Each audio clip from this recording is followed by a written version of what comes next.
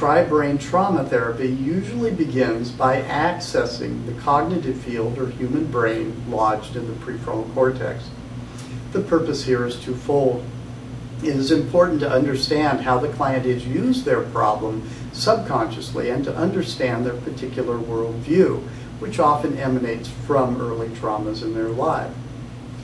During this phase of treatment, rapport can build as the therapist validates the client's experiences. It is also important, however, to explain or teach any appropriate material that would assist the client in better understanding the issues that underlie their problem.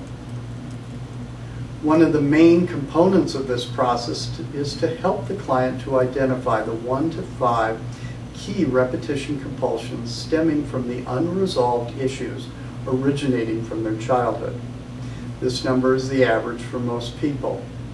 It is incredibly important that the client is treated as a full and valued partner in the therapy process, and that the conscious mind is viewed as a great asset to their subconscious. If we know our past, our tendencies from the past, and all three brains are congruent, we can be in charge of our lives and more fully in the present. The therapist tries to keep their own attention on the process that is occurring within themselves, within the client, and between the client and the therapist. As the therapist elicits the story of the client on a conscious level, he or she needs to be observing the client carefully for either a limiting belief contained in a statement, a tone of voice, or a nonverbal cue such as flushing that would indicate that the client is partially slipping into their history.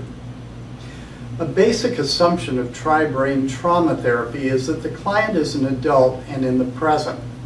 However, it is also assumed that the client is also a child. It is almost as if there is a multiplicity of ages going on underneath the present age. It is in some way similar to parallel universes. So a person is 7 and 15 and 29 just as much as the age they are in the present.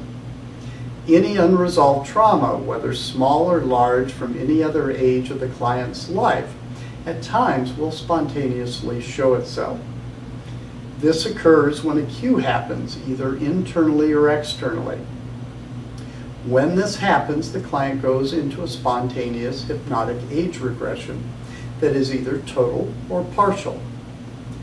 At this time, the prefrontal cortex turns off and the limbic system swamps the brain, making the client hyper-emotional and at times appearing childlike. This is usually observed by noticing the client's body posture, coloring, and tone of voice. When history is active, the adult will sound like a child or appear overwhelmed by their emotions in some manner. This is when it is most appropriate to make an intervention with energy psychology. When a client is in their history, the prefrontal cortex has been compromised, thus rendering cognitive therapy useless.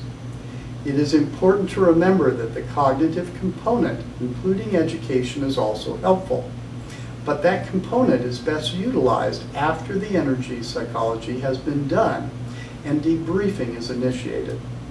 In a very real sense, I assume that other than a chemical problem or some lack of present-day skills such as communication, I do not treat adults. In general, adults don't need treatment. I treat the child inside. Once an appropriate issue surfaces, tri-brain trauma therapy protocol consists initially of the counselor stimulating the acupoints above and below the lip and above and below the belly button to assure proper polarity. This component is unique to tri-brain trauma therapy. It is also imperative that the client's polarity is tested, both by the K27s and the polarity point. It is equally essential that both the client and the therapist are properly hydrated. This is due to the fact that in manual muscle testing, the therapist is testing the electricity between the client and themselves and electricity is conducted by water. There are many different ways for a tri-brain trauma therapist to ascertain an appropriate issue to work on. These include a physical problem that is localized to the emotional points on the forehead. When this occurs, it signifies that there is an emotional component to that physical complaint. Once this is established, many different areas of a person's life can be checked via manual muscle testing, such as school, job, and career, a person's relationships, or their self-esteem or personal roles.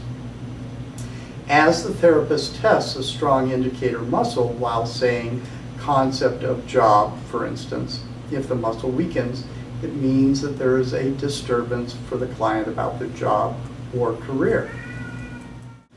Another technique is simply to check those areas of a client's life if there is no physical complaint.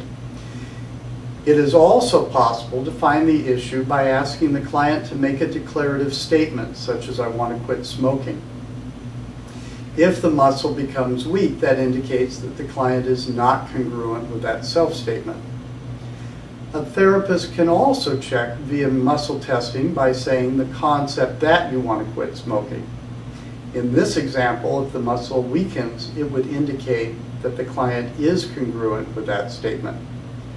Remember that when a client makes a self-statement, a strong muscle denotes congruence, while it is exactly reversed if the client listens to the same statement said by the therapist. However, the most common way that a tri-brain therapist begins energy treatment is to simply let the process of the talk therapy take place and wait for the tone of voice or the body language of a client to alert them to the possibility of an energetic issue emerging. When that occurs, the therapist will check that particular feeling, story, or test statement in order to initiate treatment. After the energetic intervention, the issue is revisited and debriefed again with standard talk therapy in order for all the brains to be congruent with the new learning.